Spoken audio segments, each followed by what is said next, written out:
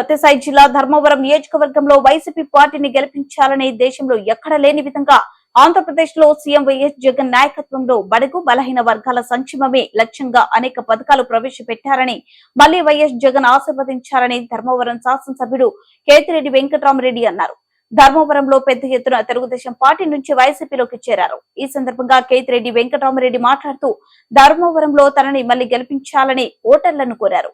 కరోనాలో వైసీపీ ప్రభుత్వం ప్రజలకు అండగా నిలబడింది. వైసీపీ పెట్టిన వాలంటీర్ వ్యవస్థ గొప్ప వ్యవస్థ అని కేతిరెడ్డి వెంకటరామరెడ్డి అన్నారు. ఇంటింటికి మనం మాస్కులు కట్టుకోవాల్సి వచ్చింది. మాట్లాడేటప్పుడు మనం మాట్లాడతాడు అందరితో, వాళ్ళు చెప్పేది వినపడదు.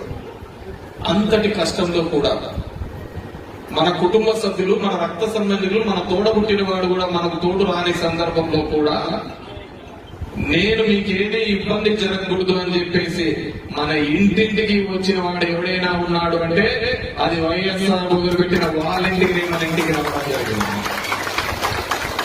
మీ ఇంటికి వాలంటీర్ వచ్చినాడు. జగన్మోహన్ రెడ్డి పెట్టించిన సచివాలయంలో ఉన్న ఏఎన్ఎం వచ్చింది. ఏమ్మా మీకే ఇబ్బంది, ఏమ్మా మీకే సమస్య ఉంది, మీకు ఎట్లా ఉంది మా అని చెప్పేసి మనకు మందులు ఇవ్వడం జరిగింది.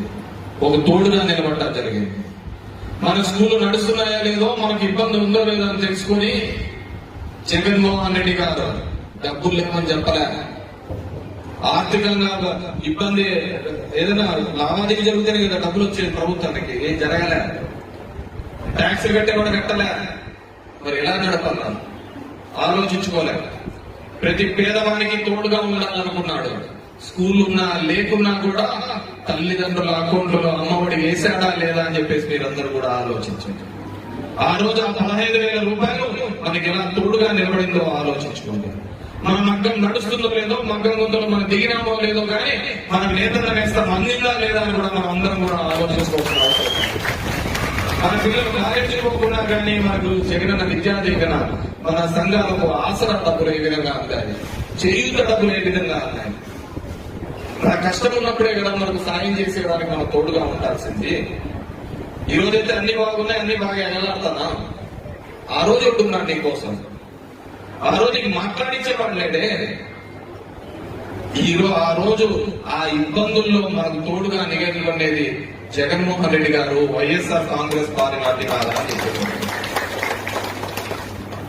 కష్టం వచ్చినప్పుడు నిలబడినప్పుడే కదా మనం రోజు దేవుని ఎందుకు పూజిస్తూ ఉంటాం. మనకి ఏ కష్టం రాకూడదు, కష్టాలుంటే అన్ని తొలగిపోవాలా, అండగా నిలబడాలి. ఆ విధంగా మనకు జగన్మోహన్ రెడ్డి గారు తోడుగా నిలబడదు.